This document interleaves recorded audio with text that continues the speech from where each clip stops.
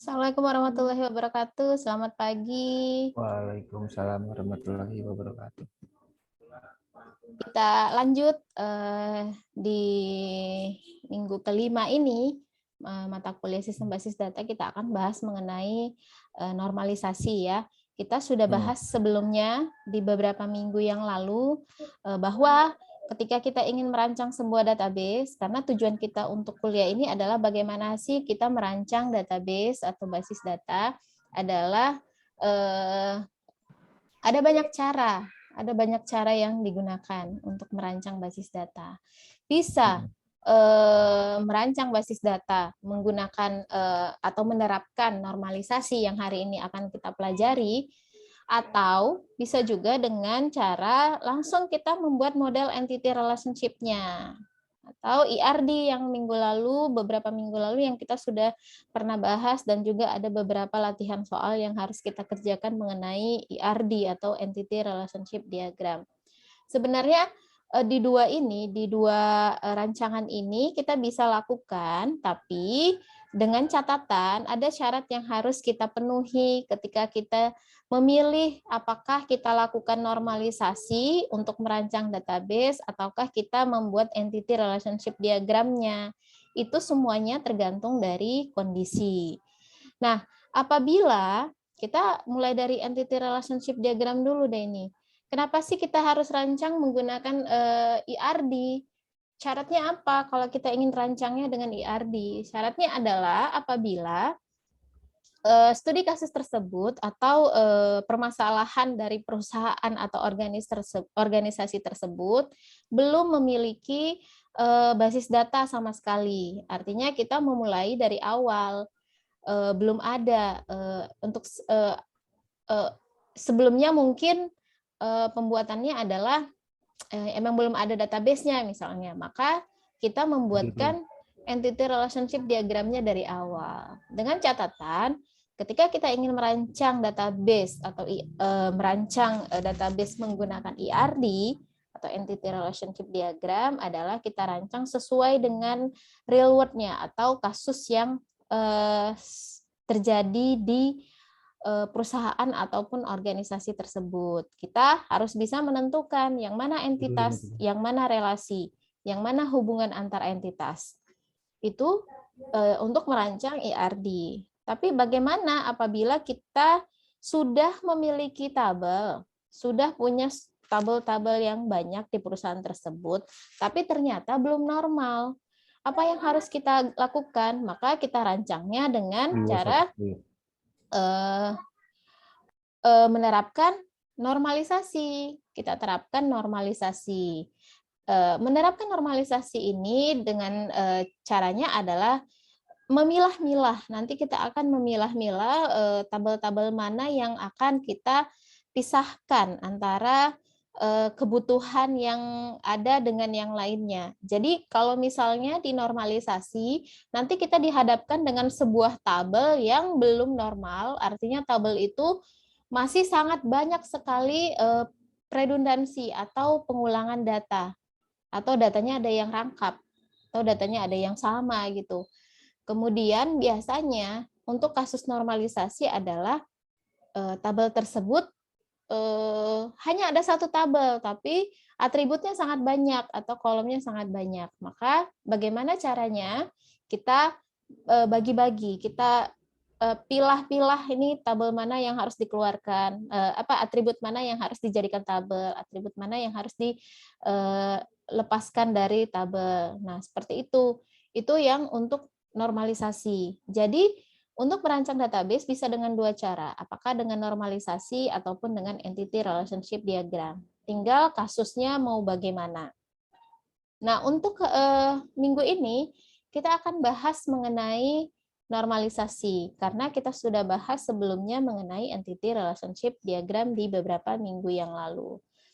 Nah, jika kita lihat di sini, normalisasi ini merupakan cara pendekatan lain dalam membangun desain logik basis data dengan menerapkan sejumlah aturan dan kriteria standar untuk menghasilkan struktur tabel yang normal. Artinya untuk awalnya tabel tersebut adalah belum normal. Belum normal di sini bisa ada rangkap data, bisa ada data yang kosong, itu juga bisa dikatakan bahwa tabel tersebut belum normal. Nah, ini contoh dari ketika tabel tersebut sudah dinormalisasi. Nih, yang tadinya tabelnya itu hanya ada satu, ketika dilakukan normalisasi, ini contohnya adalah perancangan sistem informasi rawat jalan berbasis web pada Puskesmas Winong. Ini teman-teman bisa cek jurnalnya di link yang sudah disertakan di situ.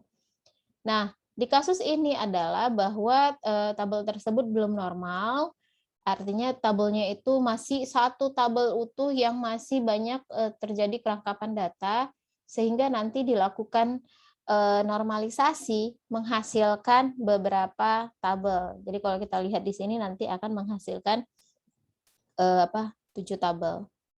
1, 2, 3, 4, 5, 6, 7. Ada tanda panahnya di sana ya. Kemudian yang ada tanda bintang 1 itu adalah primary key. Yang bintangnya 2 itu adalah foreign key. Ya, itu adalah foreign key. Nah, nggak terlalu kelihatan jelas. Jadi nanti yang di bawah sini, yang di atas ini adalah dinyatakan dengan primary key, ada bintang 1.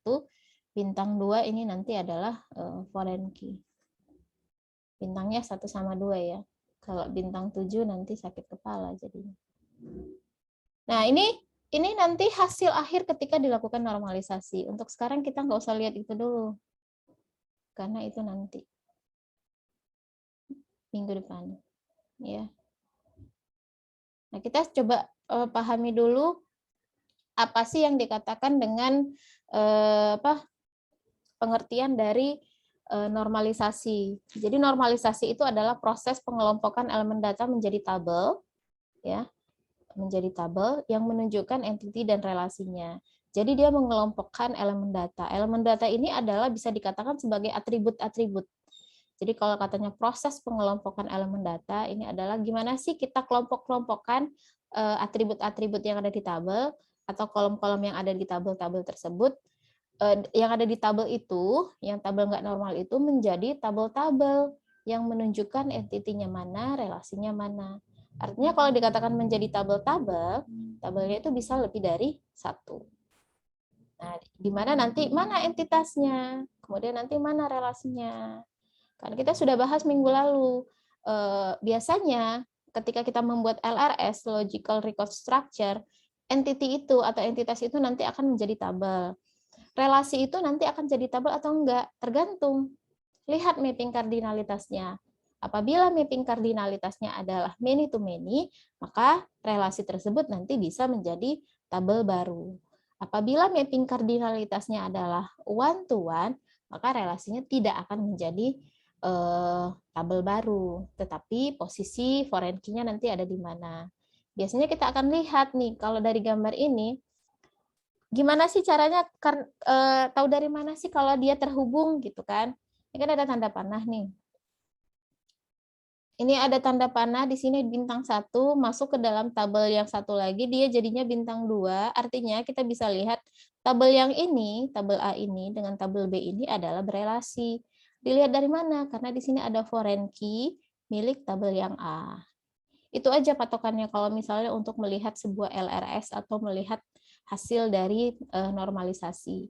Jika di sana ada foreign key milik tabel yang lain, maka tabel tersebut sudah berelasi atau terhubung. Ya.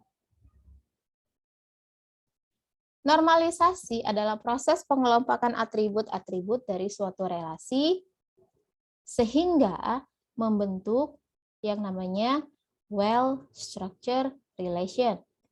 Apa itu well-structured relation?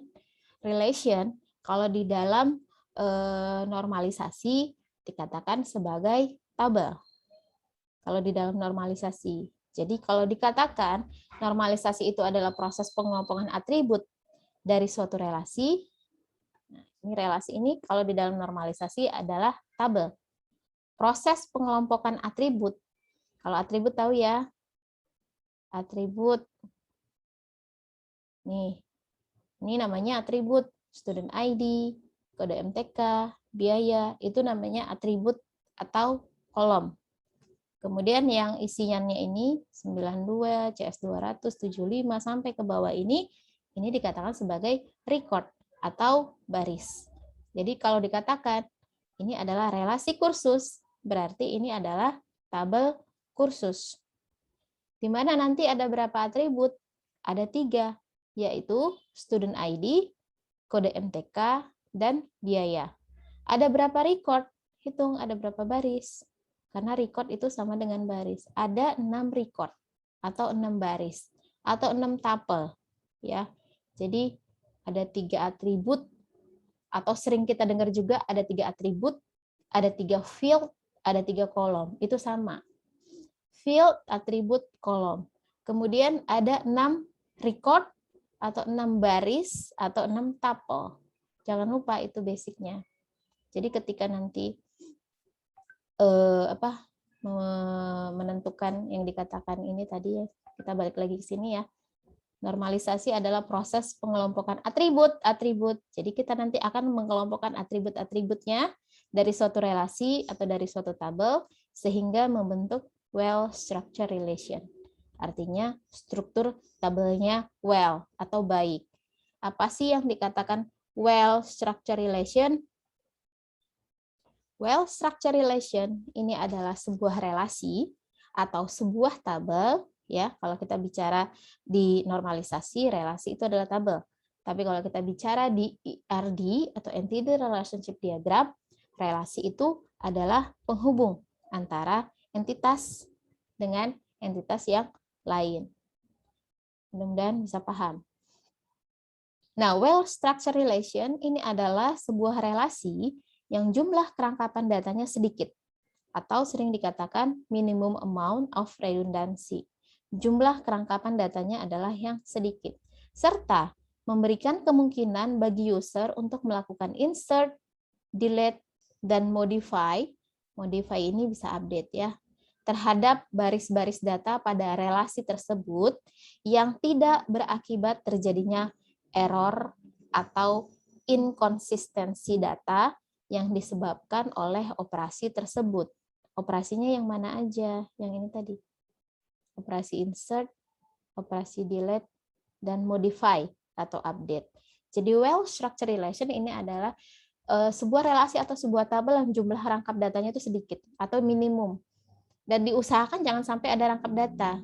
Dan apabila terjadi proses insert, delete, dan update, itu tidak terjadi error ataupun inkonsistensi data, atau datanya nanti enggak harus konsisten datanya, jangan sampai datanya enggak konsisten atau enggak benar. Itu yang dikatakan well-structured relation. Jadi tujuan kita untuk melakukan normalisasi adalah bagaimana supaya terjadi well-structured relation. Tabelnya, strukturnya sudah baik. Jadi ketika melakukan insert, update, maupun delete, tidak terjadi error terhadap tabel tersebut. Nanti kita lihat contoh.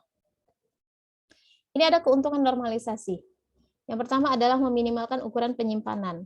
Nah, ini karena mungkin pengaruh dari mengurangi kerangkapan data. Jadi dari sisi penyimpanan datanya jadi lebih minimal. Meminimalkan resiko inkonsistensi data pada basis data. Ya, kita harus usahakan bagaimana tabel tersebut tidak terjadi error ataupun diusahakan tabel tersebut harus konsisten.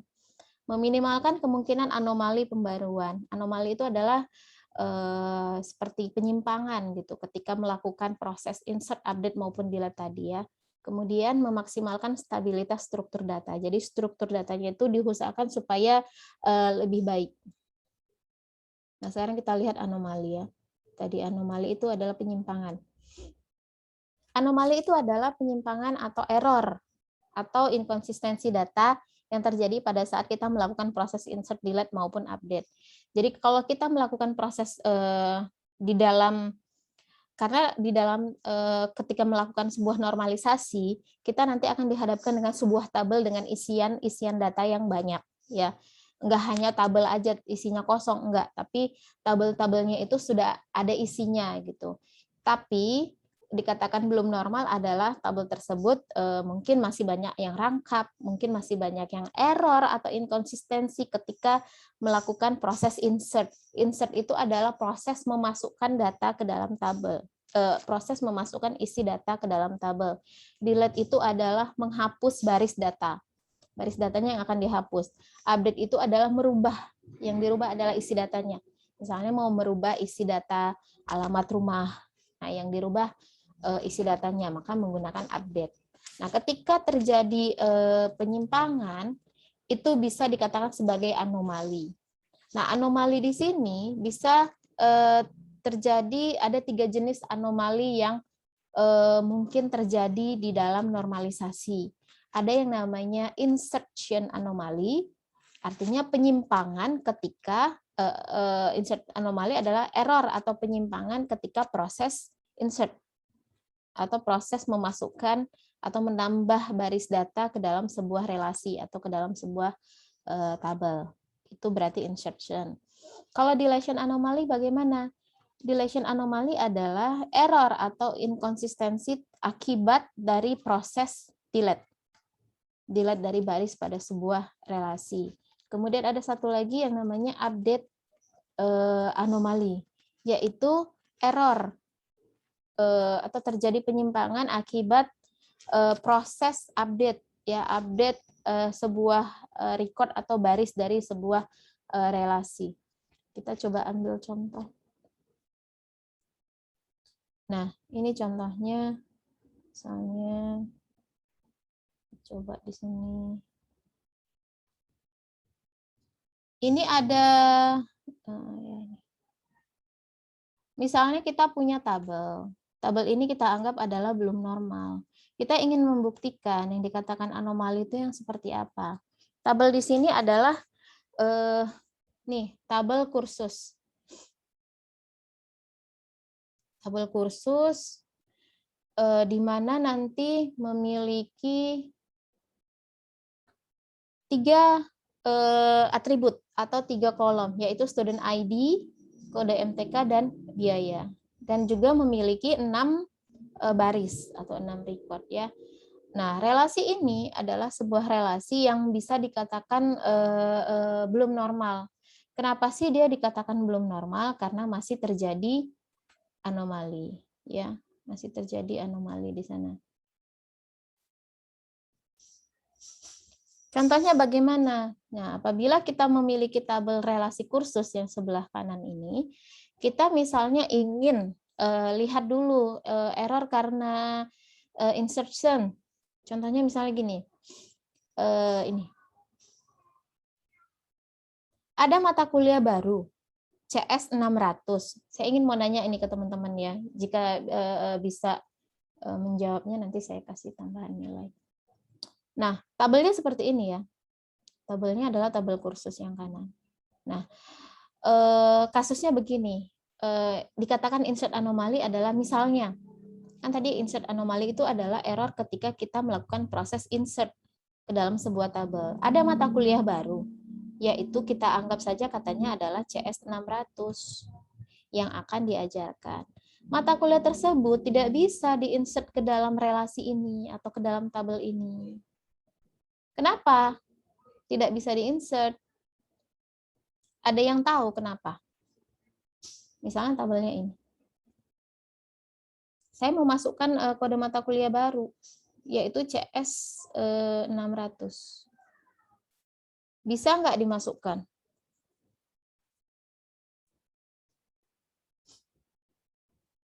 Katanya di sini nggak bisa.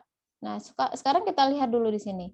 Bahwa di tabel kursus ini atau di relasi kursus di mana ada student ID, kode MTK, dan biaya, teman-teman di sini bisa menentukan kira-kira mana sih yang dikatakan sebagai atribut kunci. Atribut kunci itu adalah atribut yang dikatakan unik, ya, atau misalnya bisa berbeda antara satu dengan yang lainnya. Kita bisa sebutkan bahwa student ID dan kode MTK ini bisa dikatakan sebagai atribut kunci. Kunci, ya. Saya nggak katakan ini primary key, karena kunci itu kan ada banyak. Ada yang kandidat key, ada yang foreign key, super key, ya. ada yang primary key. Saya hanya katakan bahwa student ID dan kode MTK ini adalah atribut kunci. Atribut kunci ya. Kita bisa katakan bahwa ini kode MTK dan student ID adalah kunci. Nah, kasus yang pertama adalah insert anomaly. Kenapa sih mata kuliah baru CS 600 ini nggak bisa dimasukkan ke dalam tabel seperti ini? Bisa lah Bu, tinggal dimasukkan aja. Ya nggak bisa. Siapa mahasiswanya nanti ini kan kosong jadinya. Ya kan? Saya cuma mau masukkan kode MTK aja. Saya nggak peduli ada mahasiswa yang mau ngambil kode MTK itu atau ada yang enggak, saya nggak peduli. Yang penting ingin memasukkan CS 600. Bagaimana caranya? Nah, apabila tabelnya seperti ini, itu nggak bisa diinputkan. Sampai kita harus menunggu ada mahasiswa yang mau mengambil mata kuliah tersebut. Nah, ini yang dikatakan sebagai anomaly insertion atau error ketika kita ingin melakukan proses insert atau ingin menambah baris data di sini. Nah, itu anomali yang pertama. Nah, anomali yang kedua adalah deletion anomaly. Deletion anomaly ini adalah error ketika kita melakukan proses delete record ya. Kita mau hapus baris data. Baris datanya kita mau hapus dari sebuah tabel. Misalnya mahasiswa dengan student ID 92425 ini ya. Ini baris keempat. Baris keempat.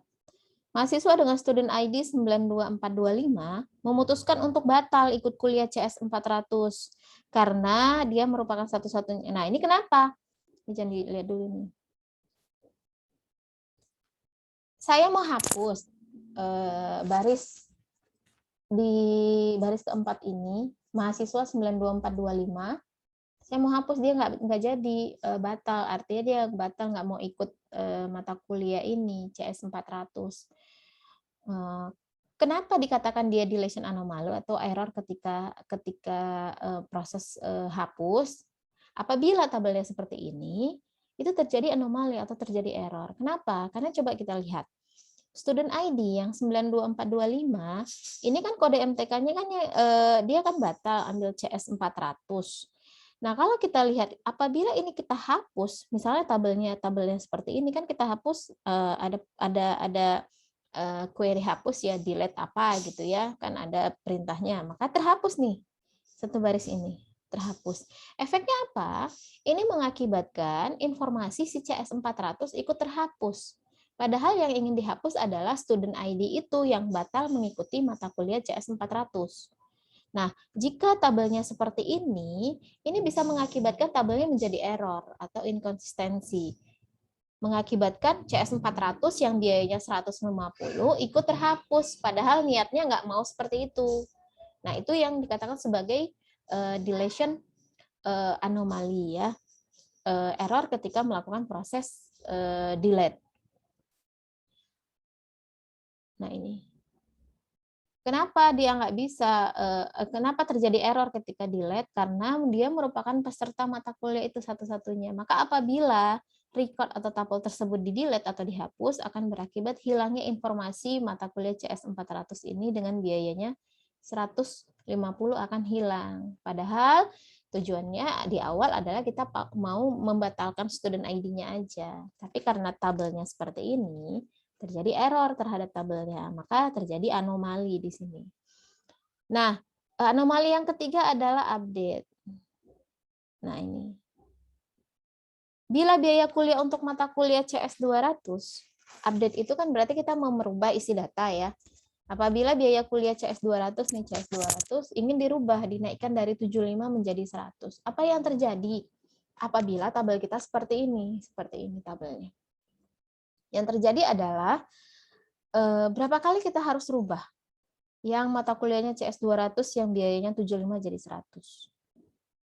Kita lihat di sini, karena yang CS 200 itu nggak cuma satu, tapi ada dua. Maka 2 kali kita hapus. 2 kali kita rubah. Nggak efisien. Gimana kalau misalnya CS 200 itu ada 1000 baris? Apakah kita 1000 barisnya kita hapus satu-satu? Nah, itu berarti kan bisa ada sesuatu hal yang kita terlupa nanti di baris keberapa. Jadi bisa mengakibatkan inkonsistensi datanya.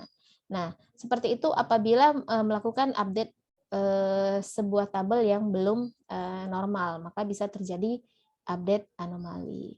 Nah, terus gimana sih caranya supaya tabel ini normal? Ini kan dikatakan tabelnya nggak normal. Kita pecah-pecah nanti tabelnya. Kita pecah-pecah tabelnya ya. Jadi yang pecah-pecahannya gimana nih? Kita bagi. Tadi kan kita sudah tentukan. Kita balik lagi sini dulu.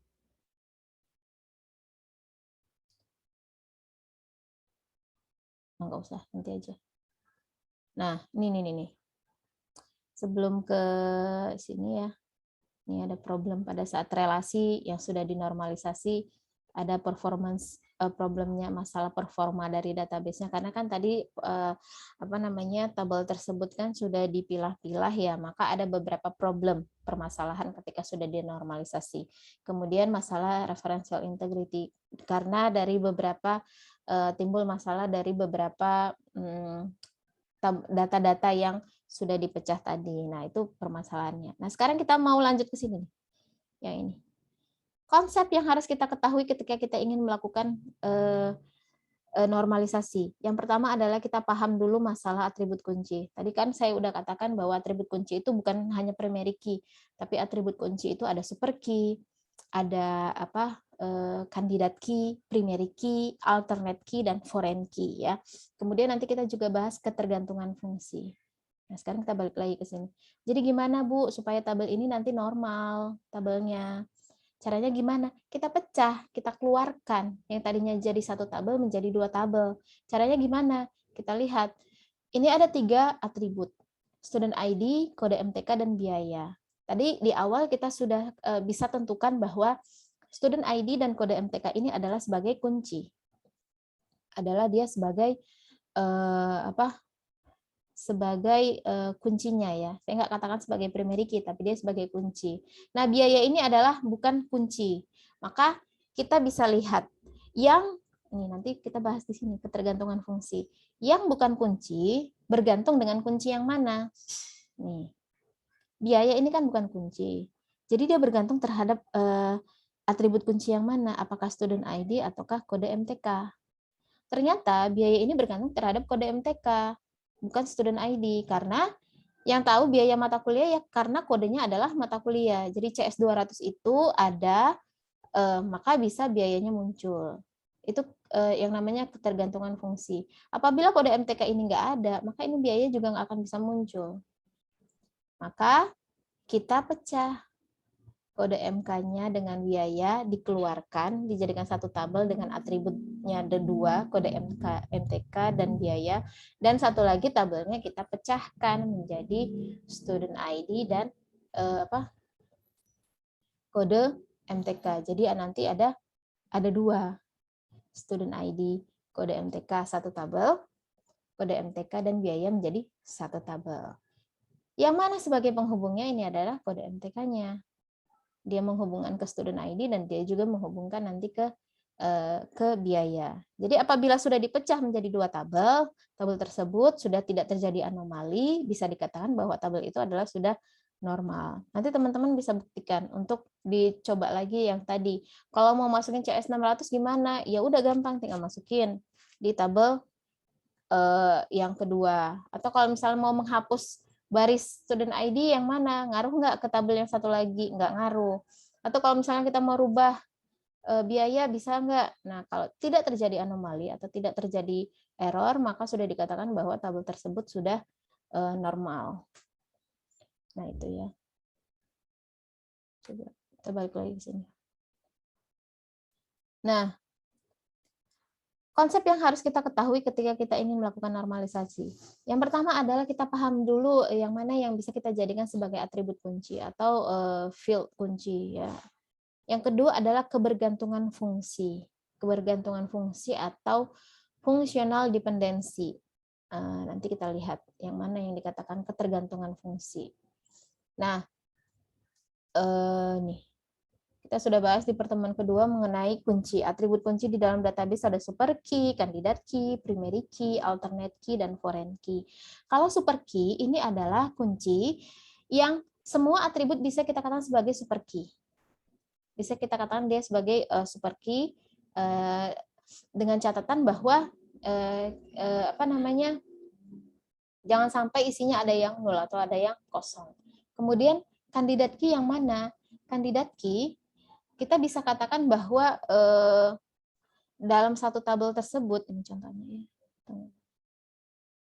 Nih. Oh, ini tadi contoh. Tabel yang tadi yang kita rubah tadi yang saya katakan kan bisa dipecah jadi dua. Nah, seperti ini.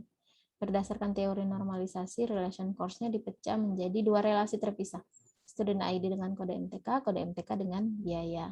Ya, terpisah. Dengan penghubungnya adalah kode MTK ini.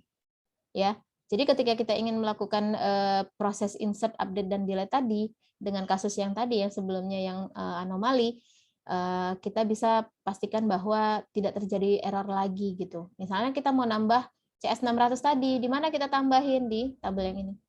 Tinggal tambahin aja, kita nggak perlu menunggu ada student ID yang mengambil, ada mahasiswa yang mengambil. Kalau dia nggak ada yang mengambil nggak masalah. Yang penting kita sudah inputnya di tabel di sini. Anggaplah ini adalah tabel mata kuliah dan ini adalah tabel belajar gitu ya. Atau tabel kuliah. Terus kita mau hapus nih, katanya yang 92425 ini nggak mau jadi, nggak ikut, batal ikut mata kuliah CS 400. Ya udah, berarti yang dihapus adalah tabel yang di sini aja. Yang CS 400. Apakah berpengaruh terhadap biaya yang ada di tabel mata kuliah ini? Tidak. Karena yang dihapus adalah di sini. Jadi tidak terjadi error. Kemudian yang ketiga adalah proses update.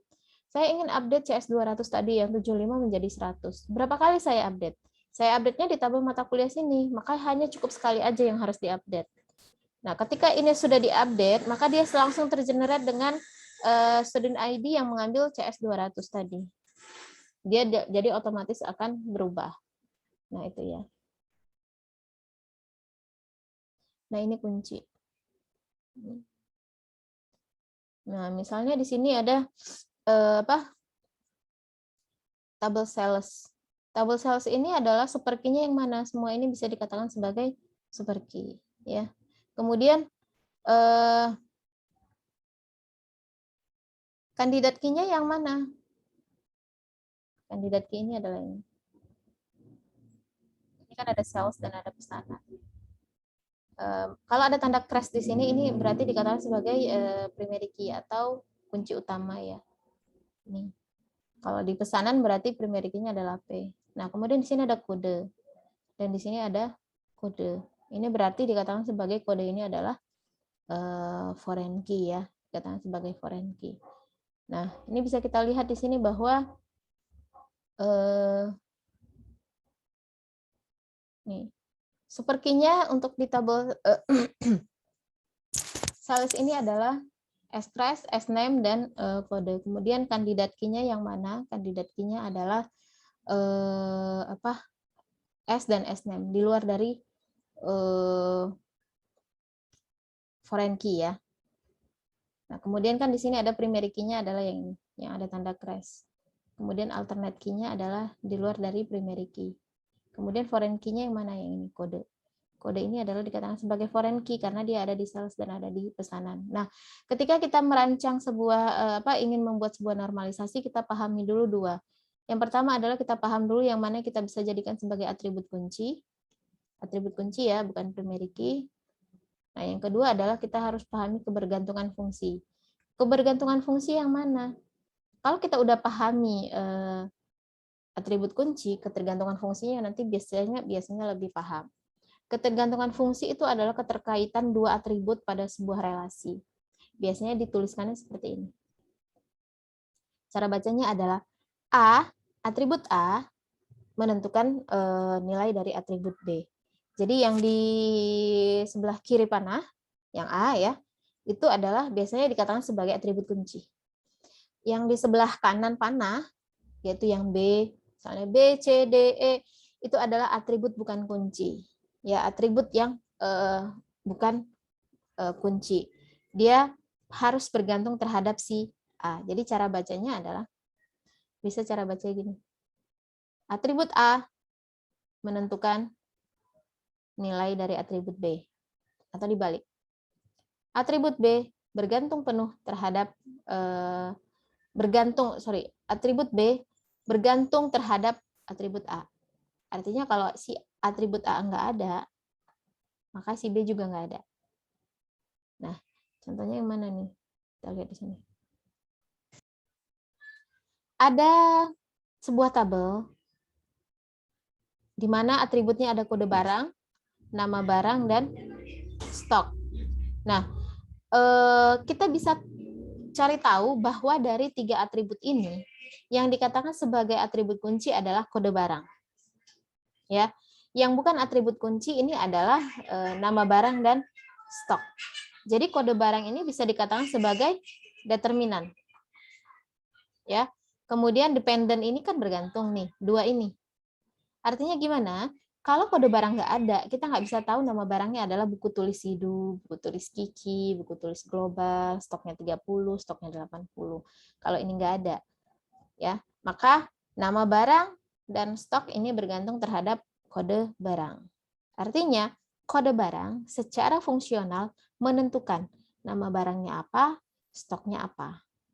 Atau kita tuliskan ke dalam bentuk fungsional dependence atau ketergantungan fungsi seperti ini. Kode barang menentukan nama barang, stok.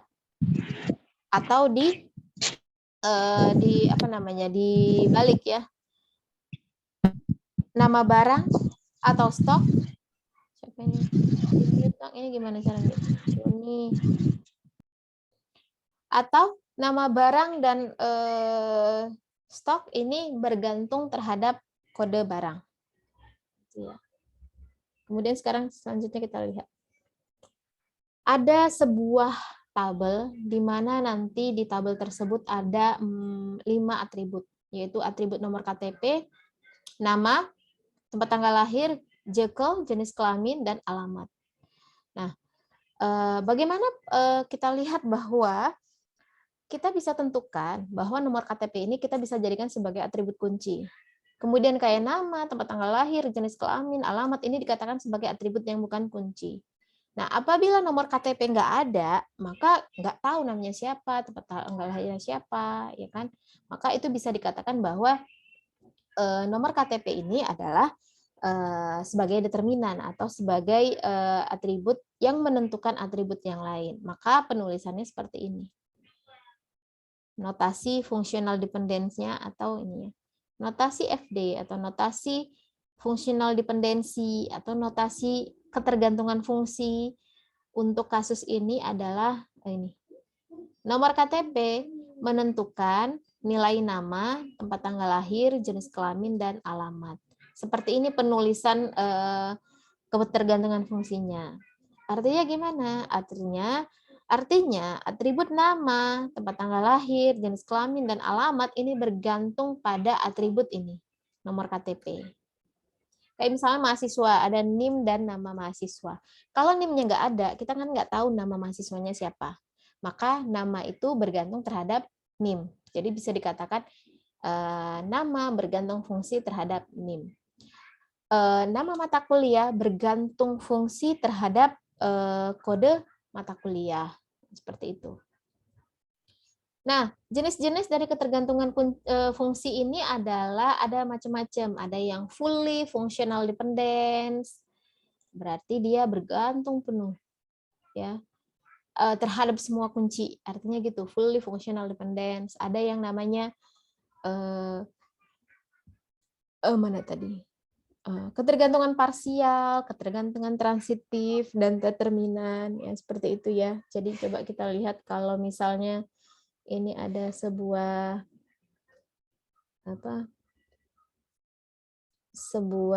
contoh nih, misalnya ini.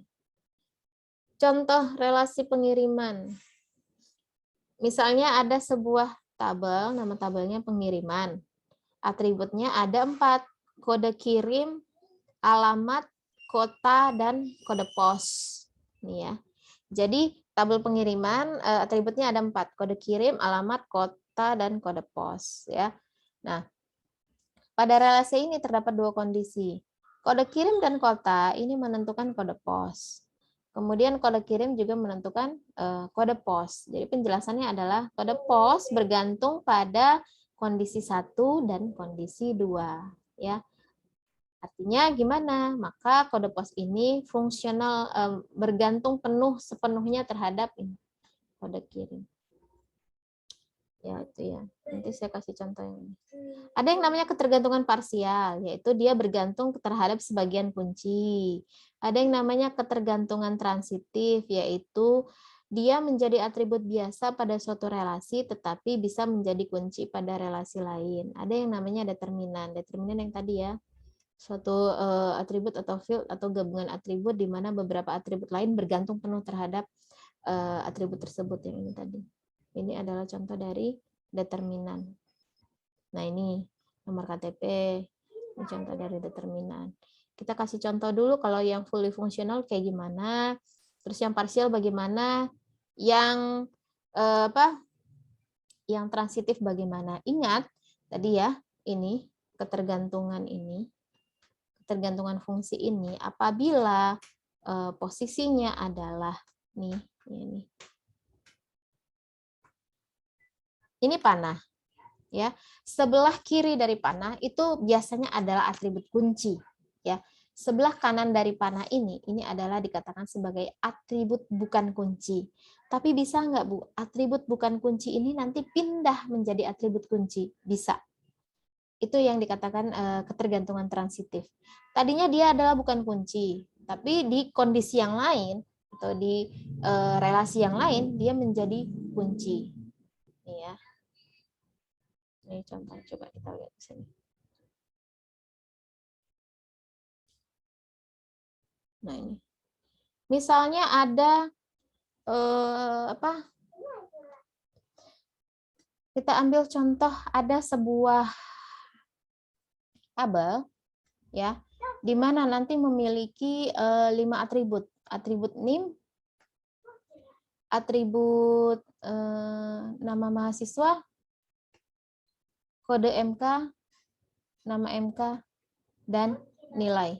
Ya, jadi ada 1, 2, 3, 5 atribut dan ada 3 record atau 3 baris. Kita pengen tahu dulu caranya gimana sih? Misalnya ini kan kita dihadapkan dengan sebuah tabel yang tidak normal.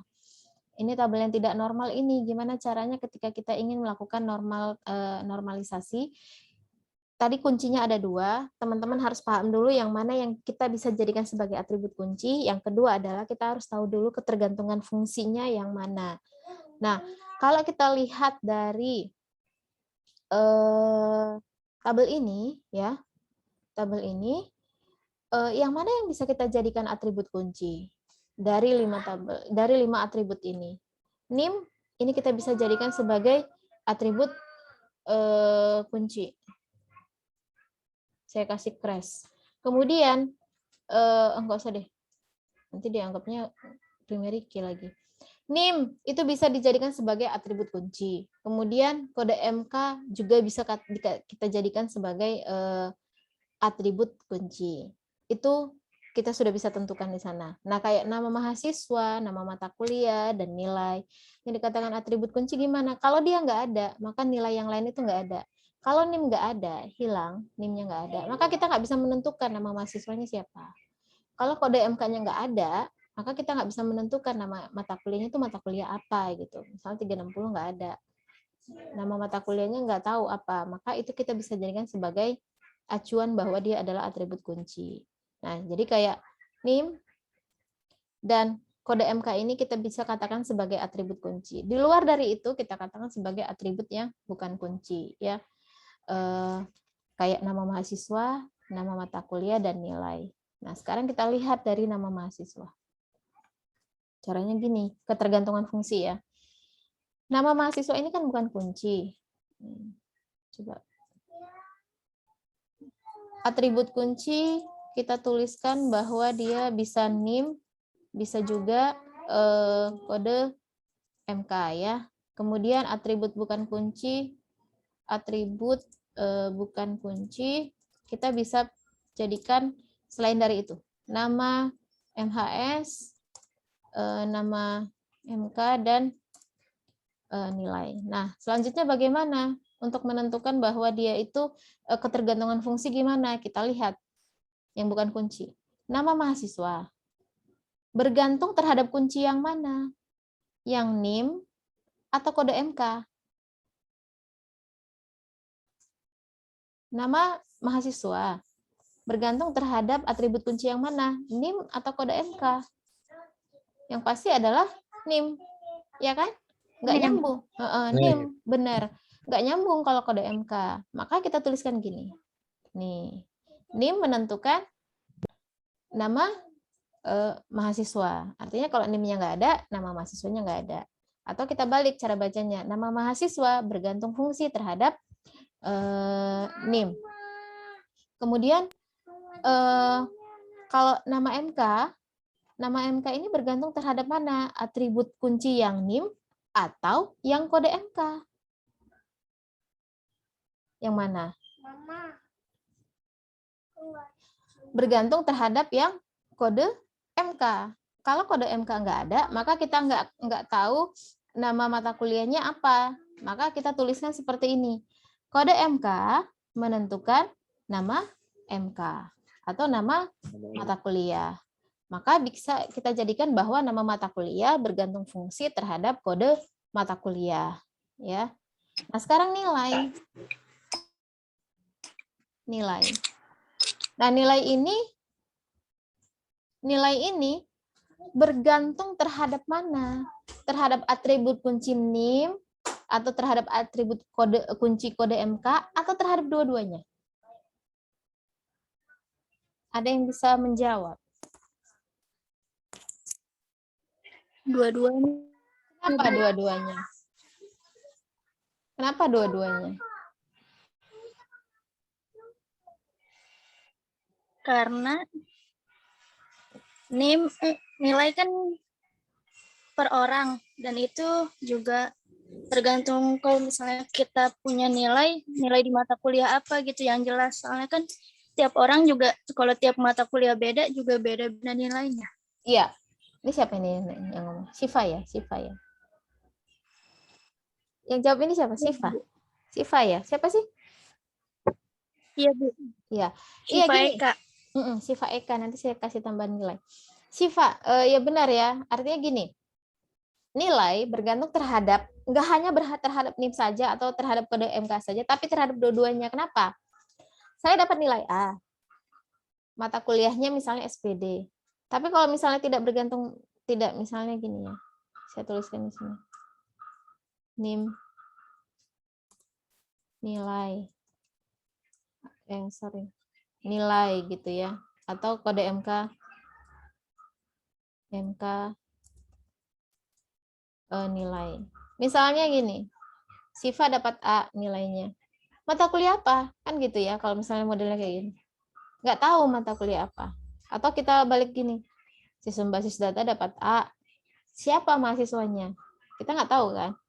Nah, maka bagaimana caranya? Nilai ini gimana? Ternyata nilai ini tidak hanya bergantung terhadap NIM saja atau terhadap kode mata kuliah saja, tapi dia bergantung terhadap dua atribut kunci ini, yaitu NIM dan kode mata kuliah. Jadi kalau misalnya sudah seperti ini, maka apabila nilainya dapat A, mata kuliah apa? Sistem basis data. Siapa?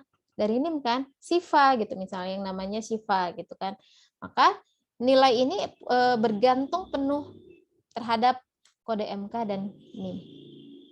Bukan salah satu.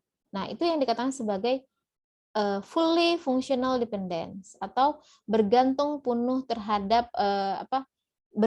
kebergantungan fungsi yang penuh, FFT. Nih ya. Nih. Bergantung penuh terhadap semua kunci. Nah, itu.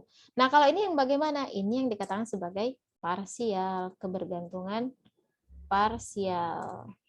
Artinya kode hanya nama mata kuliah hanya bergantung terhadap kode mata kuliah, nama mahasiswa hanya bergantung terhadap NIM. Ingat ya, saya katakan yang sebelah kiri dari panah itu adalah sebagai atribut kunci. Kita anggap kiri itu adalah kode MK, NIM, kemudian ini ada dua ya, kode MK dan NIM itu adalah atribut kunci. Yang sebelah kanan dari panah itu adalah atribut yang bukan kunci. Jadi contoh yang fully functional dependence itu adalah yang ini. Nilai bergantung penuh terhadap semua kunci, NIM dan kode MK. Yang dikatakan sebagai ketergantungan parsial berarti kan dia bergantung sebagian terhadap kunci. Maka nama mata kuliah bergantung fungsi terhadap kode MK dan nama mahasiswa bergantung fungsi terhadap NIM, ini dikatakan sebagai ketergantungan parsial. Ya, mudah-mudahan paham sampai situ. Nah, sekarang kita lihat yang ketergantungan transitif. Ketergantungan transitif ini adalah dia menjadi atribut biasa pada satu relasi, tapi dia bisa menjadi atribut kunci pada relasi yang lain. Nah, gini, tunggu. Sebelum ke sana, ini. Tabel ini kan enggak normal. Ini kan tabel yang belum normal nih, yang ini. Yang ini. Kita ingin menormalkan dengan cara gimana? Cara melakukan normalisasi adalah yang pertama tadi kita harus tahu atribut kunci apa, dan kita juga harus tahu ketergantungan fungsi dari mana, ya kan? Kalau kita sudah tahu ketergantungan fungsinya yang mana, itulah yang bisa kita pecah menjadi tabel baru. Ya, jadi misalnya kayak yang ini tadi kasusnya.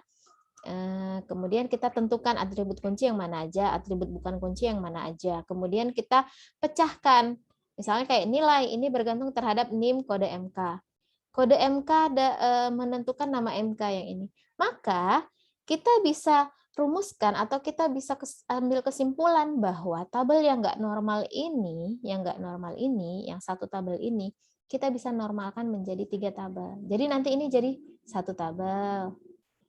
Jadi nanti ada 3 atribut, NIM, kode MK, nilai. Itu satu tabel. Kemudian nanti ada ini juga.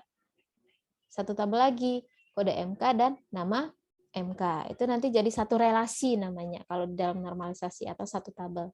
Dan ini nanti jadi ada tabel yang ketiga, yaitu tabel mahasiswa. Kita bisa rubah namanya. Misalnya yang ini jadi satu tabel, atributnya ada 2, ya kan? Kemudian kode MK, nama MK jadi satu tabel, atributnya ada 2 juga. Kita bisa tuliskan nama tabel yang barunya menjadi tabel mata kuliah. Kemudian yang ini, NIM kode MK dengan nilai, ini kita bisa jadikan jadi satu tabel lagi. Dengan nama tabelnya adalah, misalnya kita bikin nama tabelnya adalah tabel nilai, di mana atributnya ada 3, NIM, kode, dan nilai.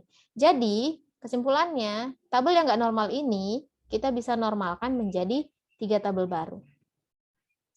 3 tabel baru. Tabel nilai, tabel mata kuliah, dan tabel mahasiswa, di mana masing-masing nanti akan terhubung. Kayak misalnya nama tabel ini mata kuliah nanti akan terhubung ke sini kan, ke nilai karena ada kode. Pokoknya lihat aja di mana atribut yang ada sama di antara 2 tabel tersebut, itu bisa dikatakan sebagai tabel tersebut sudah terhubung atau ada relasinya. Kayak misalnya NIM dengan nilai kan ada. Nah, jadi satu tabel menjadi 3 tabel. Jadi satu gini, hasil akhirnya nanti jadi satu tabel atau satu relasi. Jadi satu gini, hasilnya adalah satu relasi atau satu tabel ya kalau kita ngomongnya di normalisasi. Nah, sekarang kita lihat di ketergantungan transitif. Tadi katanya di ketergantungan transitif adalah dia menjadi atribut bukan kunci di tabel lain, tapi dia menjadi atribut kunci di tabel yang lain juga gitu loh. Jadi di tabel A dia jadi atribut biasa, bukan kunci, di tabel B dia bisa menjadi atribut kunci. Jadi ketergantungan transitif. Biasanya gini tuh penulisannya.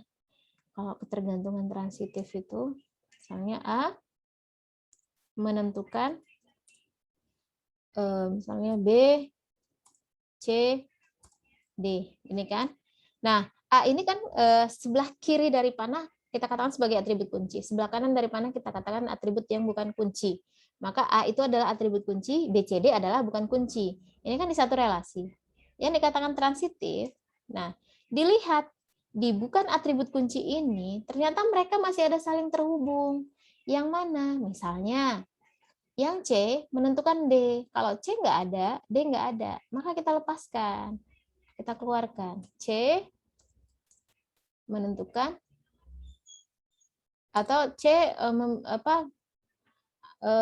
seperti ini. D bergantung terhadap C. Nah, ini yang dikatakan transitif. Dia menjadi atribut biasa. Si C ini kan jadi atribut biasa di relasi ini. Di relasi ini, C kan jadi atribut biasa. Tapi dia bisa menjadi atribut kunci di relasi yang lain, gitu ya. Nah, ini yang dikatakan sebagai transitif.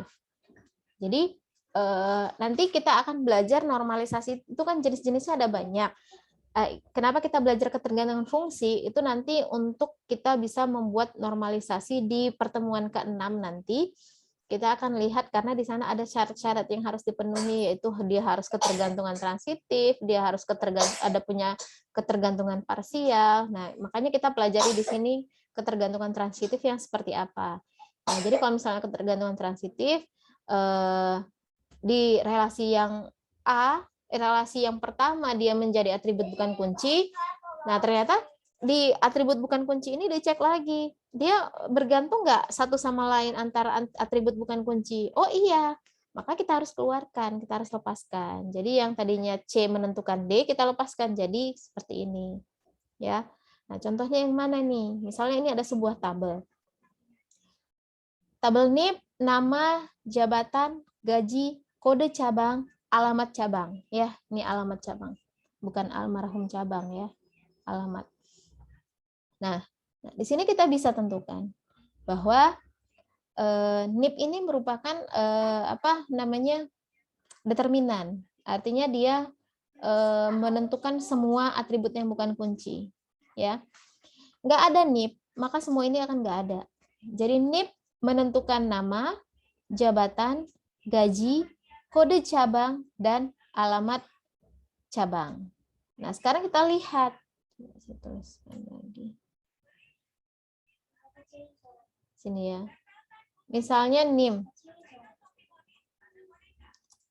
NIM menentukan nama, jabatan, gaji, kode cabang, dan alamat cabang.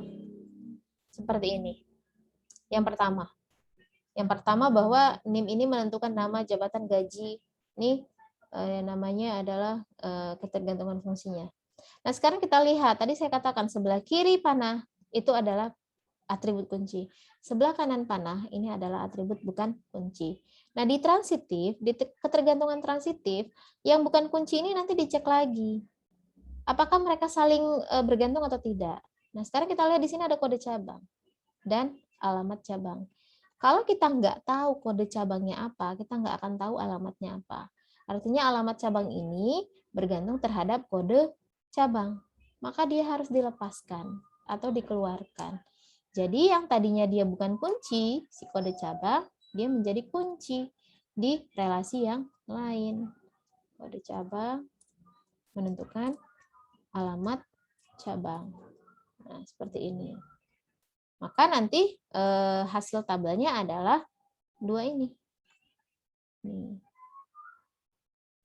Jangan lupa NIP ini harus ada di sini. Di sini nanti harus ada NIP. Karena kan dia bergantung terhadap NIP yang tadi ya. Nah, ini yang dikatakan sebagai transitif. Ketergantungan transitif ya. Bisa ya sampai situ untuk ketergantungan fungsi.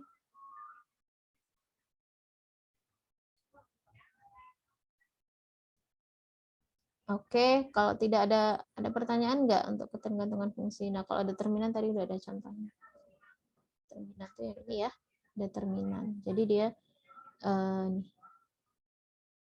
kode barang yang akan menentukan nama barang dan stok.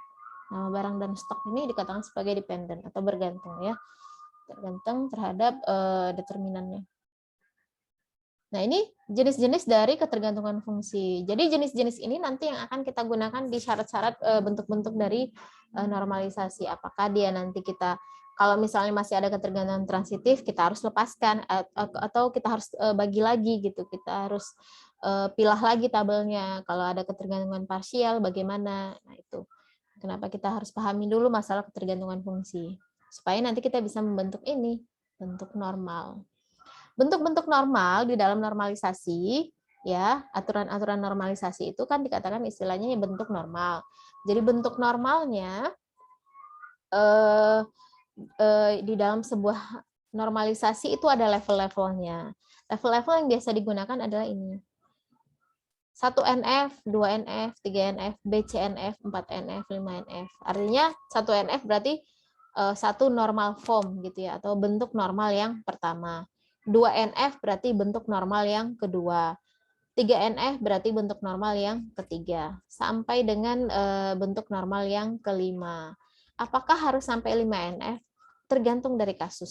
Kalau ternyata di kasusnya hanya di 3NF sudah dikatakan normal, berarti ya udah biasanya dia selesai sampai di 3NF aja. Kalau ternyata dia kasusnya adalah atau tabelnya itu belum normal walaupun sudah dilakukan bentuk normal ketiga, dilanjutkan sampai Boyce Code normal form atau sampai dengan 4NF. Jadi semuanya artinya di bentuk-bentuk normal ini bukan kita harus selesaikan sampai 5NF, enggak. Ada kalanya kita selesaikan sampai 3NF berarti dia udah normal. 3NF atau normal ketiga dia udah normal. Ada saatnya di bentuk 2NF aja dia sudah normal, udah selesai bentuk 2NF. Ya. Nah, nanti syarat-syarat normalnya itu gimana, Bu? Minggu depan kita bahas secara detail. Untuk syarat dia sudah 1NF gimana, sudah 2NF bagaimana, sudah 3NF bagaimana. Kalau dia sudah nggak bisa dipilah lagi, berarti dia udah selesai sampai situ normalnya. Berarti bentuknya sudah normal. Nah, seperti itu. Ini adalah level-level daripada normalisasi. Detailnya nanti kita akan bahas minggu depan, ya. Ini yang. Nah, sampai di sini ada yang ingin ditanyakan? Nah, ini ada contoh jika teman-teman ingin melihat secara detail bagaimana normalisasi, ini ada linknya. Perancangan sistem informasi penjualan kue berbasis web pada toko Anekik Cikarang. Nah, dia yang tadinya bentuk tabelnya itu masih nggak normal, dilakukan normalisasi sehingga bentuknya nanti seperti ini. Jadi ini adalah penggambaran kalau kita mau melakukan normalisasi. Ini minggu depan. Ya, minggu ini kita nggak ada tugas, tapi mungkin minggu depan ada tugas kita melakukan normalisasi.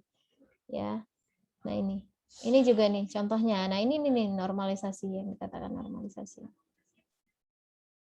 Kalau misalnya mau lihat secara detail bisa lihat di linknya ya. Ini aplikasi manajemen kontrol dokumen pada PT Siantar Top Tbk Bekasi menggunakan metode waterfall ya. Ada linknya. Jadi yang dikatakan bentuk hasil akhir dari normalisasi nanti kayak gini. Nah, penggambaran seperti ini nanti yang seperti ini nanti yang akan dibikin. Kalau kita masukkan ke dalam DBMS kan ini nggak bisa. Nah, kita rubah ke dalam bentuk model relasional atau ke dalam bentuk tabel. Jadi nanti tabelnya ada berapa? Kalau ini kan berarti tabelnya nanti ada 8 misalnya. Nah, ini adalah contoh normalisasi. Sampai di sini untuk materi normalisasi. Ada pertanyaan? Mudah-mudahan paham ya. Paham Bu dikit-dikit. Paham dikit-dikit. Ini Bu, nanti praktek. Iya, ini saya record nanti saya masukkan ke dalam YouTube. Jadi kalau misalnya ada yang nggak paham kita bisa cek lagi ya di sana. Jadi intinya untuk normalisasi teman-teman harus pahami dulu atribut kunci yang mana dan ketergantungan fungsinya itu nanti yang mana ya. Nah setelah itu baru nanti kita bisa gambarkan bagaimana bentuk normalisasinya. Insya Allah minggu depan secara detail bagaimana penggambarannya normalisasi itu seperti apa di minggu depan ya. Sampai di sini dulu. Ada pertanyaan? Tidak, sudah jelas. Kalau nggak ada pertanyaan, sampai sini dulu untuk hari ini ya.